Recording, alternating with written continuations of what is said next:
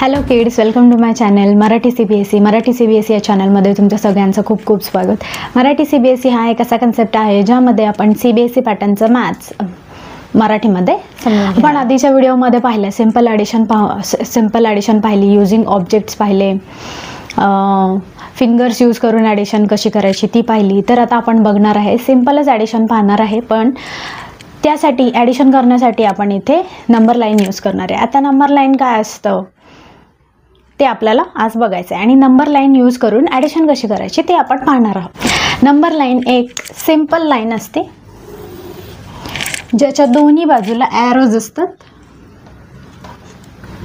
आणि त्याला 0 to 10 पर्यंत आपल्याला नंबर करायचा. चला करूया.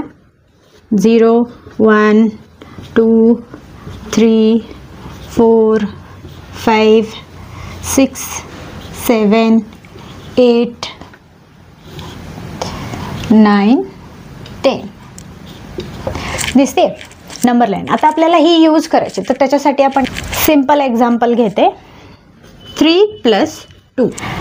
3 + 2 हा प्रॉब्लेम आपल्याला नंबर लाईन यूज करून सॉल्व्ह करायचा आहे. चला आता पहिला बिगर नंबर किती दिला आहे आपल्याला 3. सो काय करायचं, 0 वरून डायरेक्ट 3 वरती उडी मारायची आणि आता 3 च्या पुढे किती काउंट करायचे आपल्याला 2. सो मी इथून काउंट करते 1 2. सो माझ्याकडे आन्सर किती आला आहे 5. चला मग या प्रॉब्लेमला फिंगरवरती काउंट करून बघा बरं तुम्ही. मी काल तुम्हाला शिकवलं होतं फिंगरवरती कसं करायचं. 3 + 2 आपला आन्सर बरोबर आलं की नाही आपण चेक करू. 3 + 2 सो 3 2 3 4 5 आन्सर इज करेक्ट. समजते, सोपं आहे ना. मग ठीक आहे, आपण पुढे काय करूया, प्रॉब्लेम्स घेऊया आणि लाईन बाय लाईन सोडवत जाऊया. चला मग एक्झाम्पल बघूया. तुम्हाला प्रत्येक समसाठी एक नंबर लाईन ड्रॉ करायची आहे. मी इथे ड्रॉ करून ठेवले. तुम्ही नोटबुक घेऊन बसला असाल तर आधी ड्रॉ करून घ्या, सगळं लिहून घ्या आणि मग सॉल्व्ह करायचा प्रयत्न करा. मी जसं करते तसं माझ्यासोबत करा. चला पहिलं सम बघूया आपण. 3 + 4. तर आपल्याला काय करायचं, 3 दिलंय तर मी काय सांगितली होती, फर्स्ट स्टेप आपल्याला काय करायचं, 0 पासून एक उडी मारायची. सो 3 पर्यंत मी जाते लाईक दिस आणि पुढे आता मला किती काउंट करायचे ते 4. सो 1 2 3 4 आणि जिथेपर्यंत 4 नंबर होतोय आपला 4 नंबर जिथे काउंट करून झाला त्या नंबरला सर्कल करायचं आणि तोच नंबर असतो ॲडिशनचा आन्सर. सो 3 + 4 = 7. Answer is 7. पुढे 4 + 4. सो 0 पासून मी उडी मारली 4 पासून मला पुढे काउंट करायचं अजून 4. So 1 2 3 4 and my answer is 8. 4 + 4 8. नेहमी आन्सर लिहिल्यानंतर पुन्हा एकदा चेक करून पाहायचं. जसं आपण फिंगर्स यूज करतो किंवा स्टँडिंग लाईन्स यूज करतो तसं करून पुन्हा एकदा आन्सर चेक करायचा.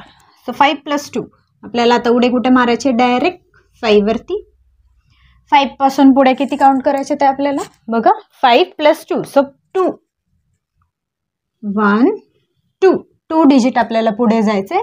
2 डिजिट पुढे गेल्यानंतर मला पुन्हा 7 नंबर मिळाला. +2 या प्रॉब्लेमचा आन्सर पण आहे 7. 6 + 1. चला सांगा तुम्ही आता मला, इथून मी कुठे जाणार आहे 6 आणि 6च्या पुढे मला फक्त 1 काउंट करायचं आहे. So 6 + 1 so answer is 7. समजले. नेक्स्ट पुढे बघूया. नेहमी ॲडिशन करताना नंबर लाईनवरती ॲडिशन करताना आपल्याला फॉरवर्ड काउंटिंग करायचं असतं. आता फॉरवर्ड काउंटिंग म्हणजे काय, तर जो नंबर दिलेला आहे त्याच्या पुढे काउंट करायचं आपल्याला, मागे नाही. सो फॉरवर्ड पुढे जायचं आहे आपल्याला. सो इथे किती दिले आपल्याला 5 + 5. सो 5 वरती जाऊया. 5 वरती जम्प केला मी. 5 पासून पुढे मला किती काउंट करायचं आहे 5. सो इथून 1 2 3 4 5. सो नंबर आला माझा 10. So 5 + 5 answer is 10. पुढे बघूया 4 + 2. सो मला जम्प कुठे करायची 0 पासून 4, 4च्या पुढे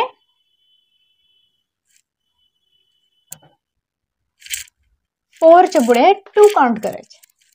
सो 1 2. So answer is 6. 4 + 2 = 6. आता पुढे 2 + 2.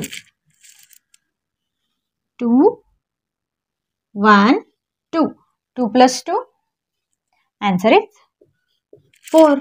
आता तुम्ही सांगायचं मला पुढे 9 + 1 कुठे जम्प करायचं आपल्याला, कुठल्या नंबरवरती? 9. करेक्ट. 9 वरती जायचं आहे आपल्याला डायरेक्ट आणि पुढे 1. So answer is 10. चला पुढे बघूया. 6 + 2. सो जम्प करायचं डायरेक्ट 6 वरती आणि 6च्या पुढे 2. 1 2. So my answer is 8. 5 + 1. So 5 वरती जायचं आणि पुढे 1. Answer is 6. आता तुम्ही हे प्रॉब्लेम्स नोटबुकमध्ये सॉल्व केल्यानंतर आणखीन काही प्रॉब्लेम्स घ्या तुमच्या मम्मीकडून, पप्पांकडून आणि स्वतः सॉल्व करायचा प्रयत्न करा. व्हिडिओ आवडल्यास लाईक, शेअर अँड सबस्क्राईब करा. थँक्यू.